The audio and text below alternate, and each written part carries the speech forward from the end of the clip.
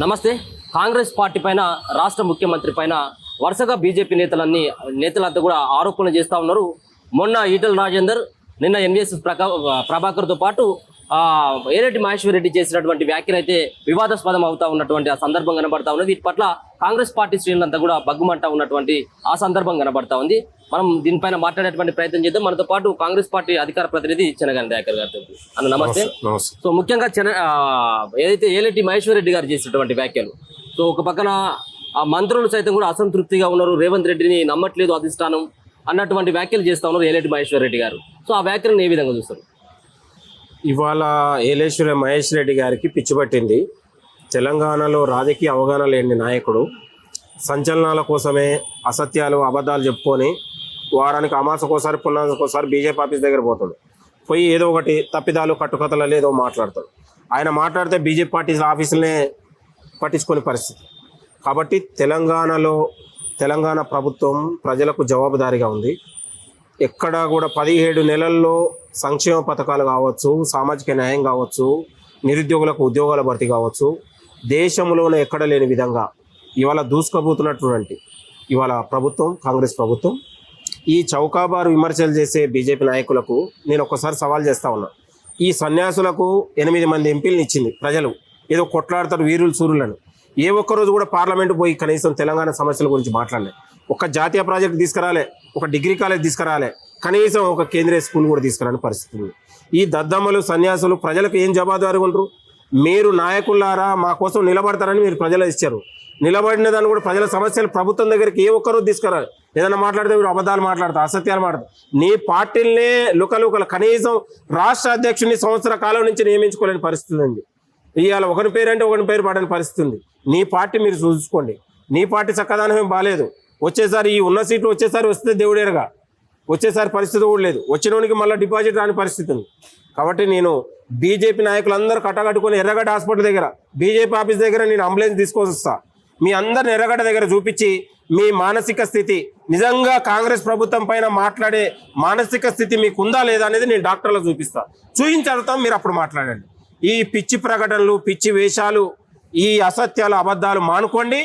ప్రజలకు సమస్యలు ఏదన్నా ఉంటే మీరు క్షేత్రస్థాయిలో, గ్రామీణ స్థాయిలో రైతులు కావచ్చు, ఇంకే సమస్యలు ఉన్నా ప్రభుత్వం దగ్గర తీసుకొచ్చి మీరు విజ్ఞప్తి రూపంలో ఇస్తే ప్రజలు హర్షిస్తారు తప్ప ఈ దొంగ మాటలు, ఈ నీచమైన మాటలు మానుకోండి.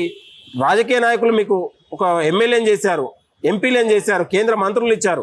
మీరు జవాబుదారీగా ఉండండి. మీరు సో ఒక పక్కన మీ మంత్రి సైతం కూడా మాట్లాడుతూ ఉంది, మంత్రుల దగ్గర ఉన్నటువంటి ఫైల్స్ కదలాలంటే ఖచ్చితంగా పైసలు ఇవ్వాల్సినటువంటి అవసరం ఉంది, కానీ నేను తీసుకోనన్నటువంటి వ్యాఖ్యలు చేస్తూ ఉన్నది. అంటే మీ ప్రభుత్వంలో ఉన్నటువంటి మంత్రులపైన స్వయంగా మీ మంత్రి ఆరోపణలు చేయడం, ఇది ఎట్లా చూడవచ్చు?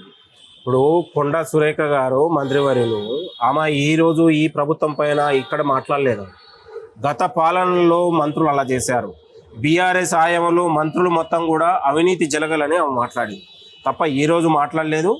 ఆమె మాటల్ని కొందరు వక్రీకరించి, కొన్ని ఉన్నటువంటి కుహానా మీడియా దాన్ని వక్రీకరించి దాన్ని ఆమెని తప్ప ఎక్కడ కూడా ఆమె తప్పు మాట్లాడలేదు. ఆమె మాటలు కూడా ప్రభుత్వానికి కూడా ఎక్కడ కూడా ఇది కాలేదు. దాని గురించి పట్టించుకోవాల్సిన అవసరం లేదు. ఆమె మాటలు వక్రీకరించారు. గత పాలకుల గురించి మాట్లాడింది తప్ప ఈ ప్రభుత్వం పైన. సో అందాల పోటీల గురించి చూస్తా ఉన్నాం. మొదటి నుంచి కూడా కొంత వివాదాస్పదంగానే ఉన్నాయి. మొన్న రామపాలయాన్ని సందర్శించినటువంటి దశలో అక్కడ విదేశీ మహిళలకు సంబంధించినటువంటి కాళ్ళను ఏ విధంగా గడుగుతారు తెలంగాణ ఆడపడుచులతో అని చెప్పేసి ప్రతిపక్షాలను కూడా బగ్గుమంటారు. దీనికి ఏం సమాధానం చెప్తుంది కాంగ్రెస్? తెలంగాణ అంటేనే ఎవరు వచ్చినా గౌరవించుకుంటాం. అతిథులు వచ్చినప్పుడు తెలంగాణ అంటేనే కళలకు, సంస్కృతి, సాంప్రదాయాలకు నిలువెత్తు నిదర్శనం. ఇలా ఇంటికి ఎవరన్నా వస్తేనే పెద్దవాళ్ళని గౌరవించుకునే సంస్కృతి ఉంటుంది. కాబట్టి అక్కడ ఉన్నటువంటి గౌరవించుకునే పనిలో ఏదో చిన్న చిన్న తప్పిదాల వల్ల, చిన్న కాళ్ళు ఈ జరగడం వల్ల గౌరవించుకుంటాం. చిన్న మనం పక్కన ఏదైనా ఫంక్షన్లో పోతున్న కాళ్ళు తగ్గితే కూడా గౌరవించుకుంటాం. దాన్ని భూతత్వంలో పెట్టి చేసుకోవాల్సిన అవసరం లేదు. గతంలో వీళ్ళు బ్యూరోక్రాట్స్ని కాళ్ళు మొక్కించుకున్నటువంటి చరిత్ర వాళ్ళది, ఇవాళ మానది కాదు. తెలంగాణలో ఎంత ఉన్నటువంటి నిరంకుశ పాలన అనుభవించారో, కేసీఆర్ హయాంలో ఎంత జరిగిందో మనం అందరం కళ్ళ ముందు చూసాం. బ్యూరోక్రాట్స్ని పెద్ద వాళ్ళని కాళ్ళు మొక్కించుకొని గేట్ల దగ్గర అవమానపరిచారు అనే విషయాన్ని మర్చిపోవద్దు. ఇవాళ కాంగ్రెస్ ప్రభుత్వం వచ్చిన తర్వాతనే ప్రజలకు ఒక ఆత్మగౌరవం వచ్చింది.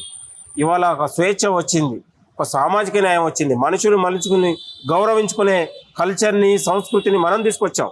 కాబట్టి దాని గురించి పట్టించుకోవాల్సిన అవసరం లేదు. ఈ అందాల పోటీలు తెలంగాణలో జరగడం అనేది కూడా ఒక గర్వకారణం.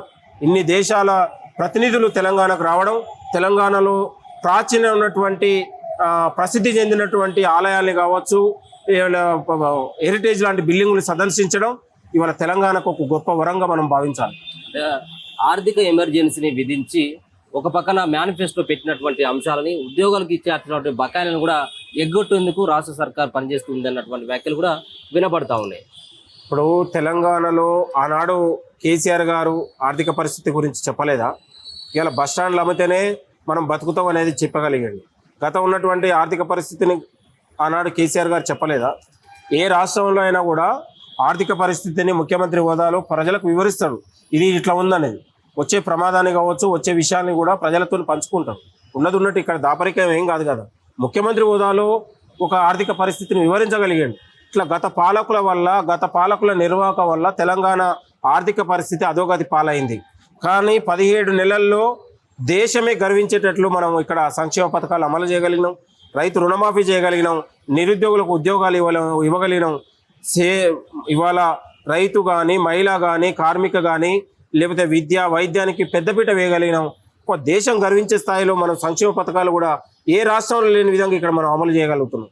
సో కల్వకుంట్ల కవితకు సంబంధించిన కొత్త పార్టీ నిర్మాణం జరగబోతుంది తెలంగాణలో అన్నటువంటి వార్తలు కూడా వస్తున్నాయి. దీన్ని కాంగ్రెస్ పార్టీగా అధికార ప్రతినిధిని మీరు ఎట్లా చూస్తున్నారు? ఇప్పుడు ఆల్రెడీ ఆమె రాజకీయ నాయకుడి నుంచి నిందితులుగా, రాజకీయ పార్టీ నుంచి ఆమె నిందితులో ఉంది, ఆమె భవిష్యత్తు కోట్లలో ఉంది. ఇప్పుడు వాళ్ళందరూ కూడా రాజకీయ పార్టీలు అంటేనే ఆదాయ వనరులు అనుకుంటారు. ఇవాళ దందాల కోసం, చందాల కోసం రాజకీయ పార్టీలు అంటారు. వాళ్ళ పార్టీ అంటే ఓ పాండబ్బతో సమానం.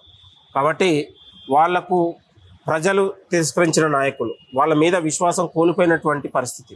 వాళ్ళు ఒక రోజుకు వాళ్ళ కుటుంబంలో ఒక ఆధిపత్య పోరుంది, నేననేది.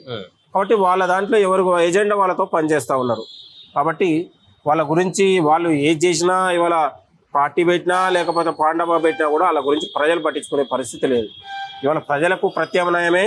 ప్రజలకు ఎప్పుడు కూడా కాంగ్రెస్ పార్టీతోనే ప్రజలకు ఒక స్వేచ్ఛ ఉంటుంది, సామాజిక న్యాయం ఉంటుంది. Okay, thank you so much.